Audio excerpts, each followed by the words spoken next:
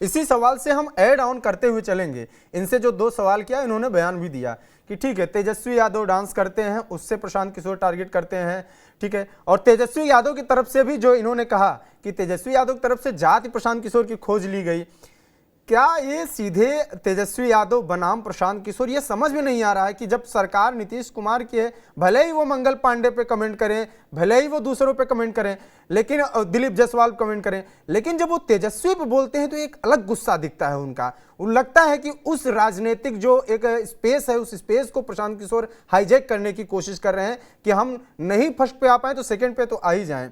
तो क्या लगता है कि ये बात सही है कि तेजस्वी यादव की जो भी राजनीतिक प्रभाव है उसको पीछे करना चाहते हैं प्रशांत किशोर और जगह बनाना चाहते हैं वहां पे? अंकित जी, आपने जो बात कही उसमें मुझको एक बात और याद आ गई। प्रशांत जी ने हाल ही में, मैं सुन रहा था, कहीं कह रहे थे कि अगर मुझको सरकार बनाने के लायक सीटें नहीं आई, हाँ, तो जो मेरे विधायक होंगे उनको मैं छूट दे दूंगा कि चाहे जहां चले जाओ। तो मेरी समझ में आता है कि बिहार से अलग हुआ है झारखंड, बिहार की कोख से पैदा हुआ है झारखंड, कही एक तरह से।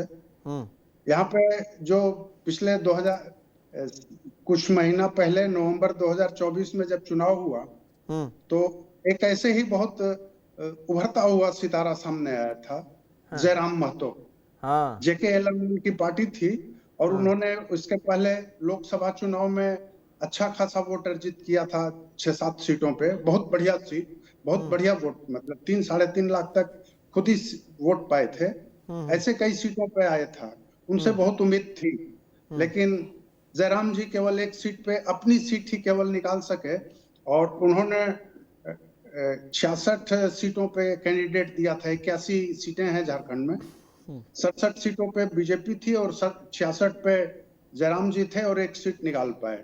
मैं नहीं चाहता कि प्रशांत किशोर जैसा प्रबुद्ध आदमी और उनकी पार्टी का यही हश्र हो, वो अच्छा लावे। लेकिन मेरे दिमाग में अभी जो जिस ढंग की पॉलिटिकल चर्चाएं चल रही हैं, बात बेबात, जैसा कि आपने कहा कि डांस पे चर्चा हो गई, किसी ने कुछ कहा तो उस पे बिहार बंद हो गया, कुछ और हो गया। तो मेरे दिमाग में एक बात आ रही कि अगर सब बार बार कह रहा हूं, विवेक जी बुरा नहीं मानिएगा, अगर प्रशांत जी अकेले जीतते हैं तो किस पार्टी में चले जाएंगे? ये तो अभी ये नहीं है, तो फिर वो कह रहे देखिए, हैं ना कि मर्जी उनकी, अपनी अब मैं मर्जी। मुख्य विषय पर आ रहा हूँ, क्षेपक पे तो मैं पहले ही चला गया। मुख्य विषय ये है जो आपने सवाल किया। तो प्रशांत जी, वहां पे बिहार में 2 ही नाम है ना, या तो नीतीश कुमार हैं या तेजस्वी हैं। नीतीश कुमार सत्ता में है तो इनको फैक्ट है कि लड़ना तो नीतीश कुमार से ही है, ठीक है। तेजस्वी यादव से लड़ना नहीं है। तेजस्वी चूंकि सत्ता में नहीं है, लेकिन तेजस्वी सत्ता से दूर रहते हुए भी ऐसा नहीं कह सकते हैं कि बिल्कुल दूर हैं।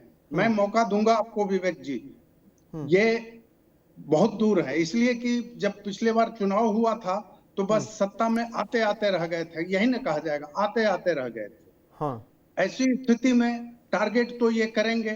और नीतीश कुमार जी का जो हालचाल है, जो मेरी समझ बन रही है, बिहार में जो चुनाव हो रहा है वो सीधे सीधे मोदी जी एक तरह से हैंडल कर रहे हैं, नरेंद्र मोदी हैंडल कर रहे हैं। नीतीश कुमार तो एक, मेरी समझ से, बुरा नहीं मानना चाहिए, फिलहाल जो उनकी स्थिति परिस्थिति है उसमें एक मोहरा जैसा वो लड़ रहे हैं और कभी खुद उन्होंने चुनाव लड़ा भी नहीं।